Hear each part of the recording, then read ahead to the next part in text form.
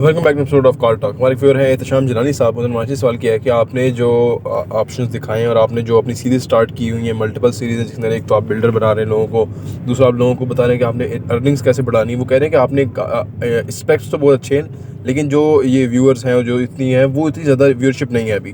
اور یہ جو امپیکٹ ہے یہ کب تک اتنی بڑی آبادی پہ, اتنے بڑے ملک پہ کب تک امپیکٹ جائے گا, کتنی بڑی دنیا ہے اس پہ کب تک امپیکٹ جائے گا, آئیے بات کرتے ہیں. بسم اللہ الرحمن الرحیم. السلام علیکم ورحمۃ اللہ وبرکاتہ. دیکھیے جی, اگر اللہ کی راہ میں خرچ کرنا جو ہے نا وہ بہت اس کا بہت اجر و ثواب ہے, ٹھیک ہے نا.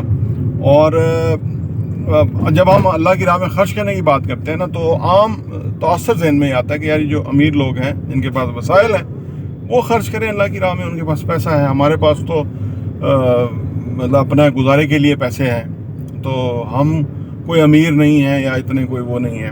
اور اس پہ بہت لمبی بات ہے ویسے, لیکن اس کو شارٹ کرتا ہوں کہ بھئی ہمارے پاس تو وہ نہیں ہے, ٹھیک ہے. جیسے حضرت ابوبکر صدیق رضی اللہ تعالیٰ عنہ, انہوں کے گھر کے جو سارا سامان تھا وہ لے کر آئے تھے غزوہ کی شرکت کے لیے, نبی پاک صلی اللہ علیہ وسلم نے اعلان کیا تھا.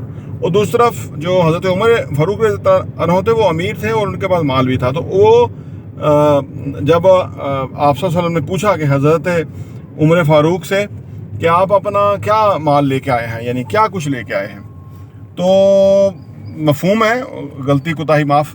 تو حضرت عمر رضی اللہ عنہ نے فرمایا کہ میں اپنی آدھی مطلب جو مال ہے آدھا مال لے آیا ہوں, آدھا میں نے اپنے انتظام کے لیے رکھ لیا ہے. جب حضرت ابوبکر صدیق سے پوچھا کہ آپ کیا لے کے آئے ہیں, تو انہوں نے فرمایا کہ میں جو کچھ میرے پاس تھا میں لے آیا ہوں, وہ میں نے اپنا حصہ جمع کرا دیا ہے. تو آپ نے فرمایا کہ گھر کے لیے کیا چھوڑ کے آئے ہیں آپ؟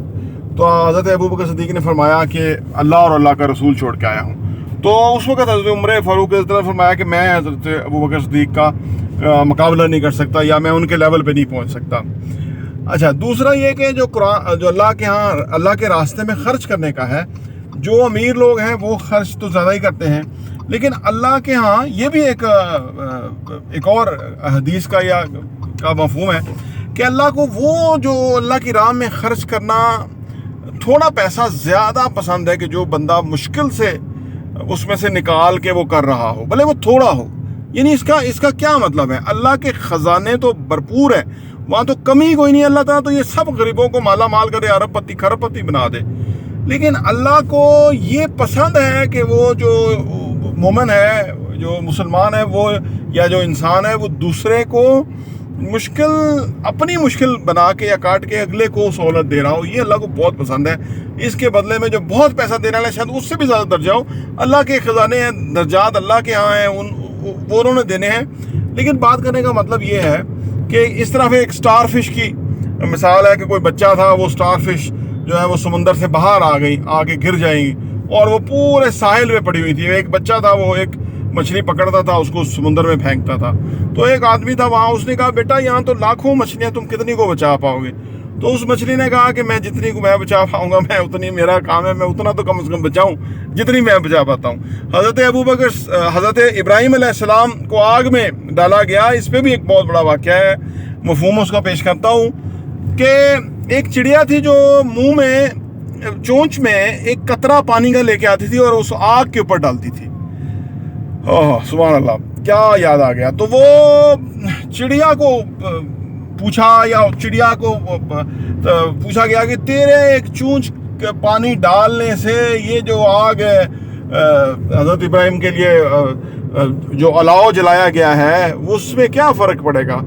تو وہ اس چڑیا نے بات کی, اس نے کہا کہ روز محشر میں آگ بجانے والوں کے درمیان ہوں گی, یعنی ان میں ہوں گی جو میں کوشش کر رہی ہوں. تو ہم جو سوچ رہے ہیں یا جو ہم اس پہ اوپر کام کر رہے ہیں, جو ہم لوگوں کو بتا رہے ہیں, اس میں کوئی دروغ رائے ہے ہی نہیں.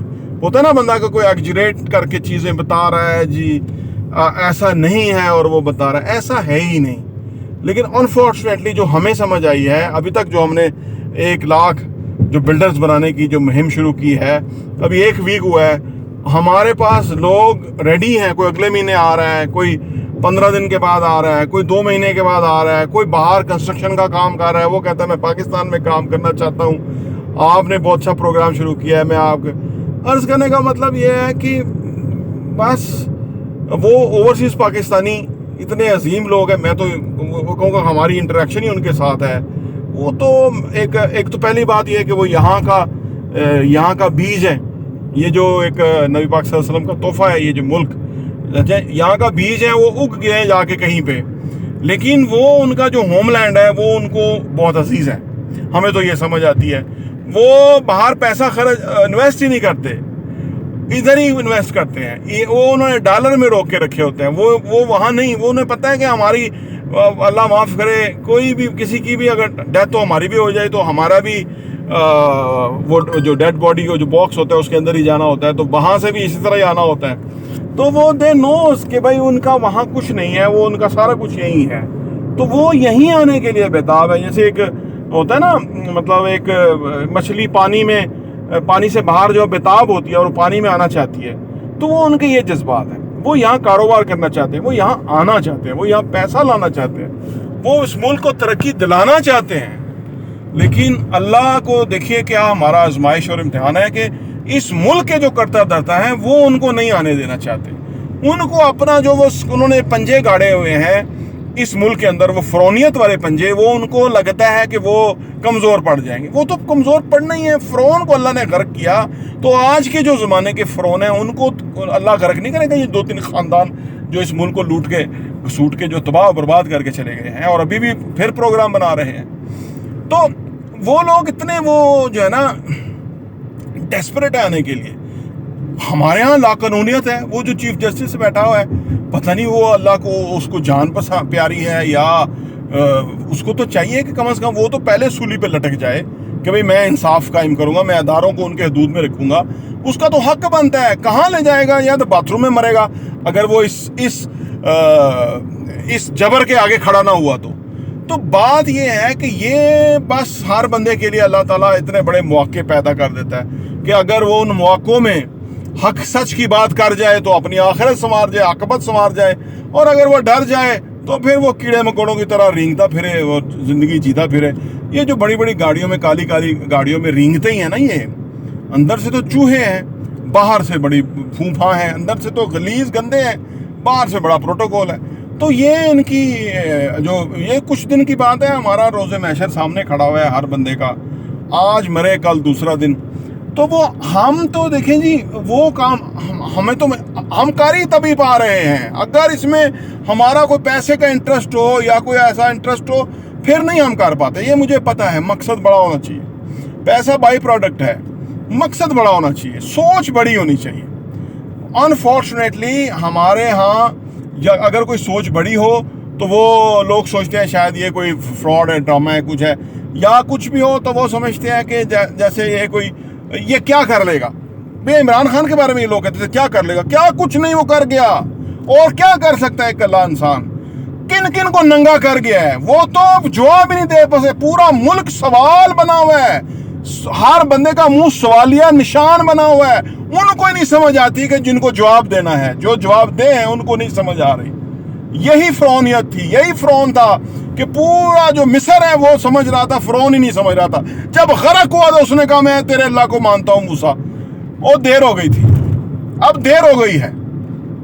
انشاءاللہ تعالی ہم حق پہ کھڑے ہوئے ہیں اور ہمارا اچھے عزائم ہیں, اور میرے نہیں, یہ 22 کروڑ کے اچھے عزائم ہیں, 25 کروڑ کے اچھے عزائم ہیں.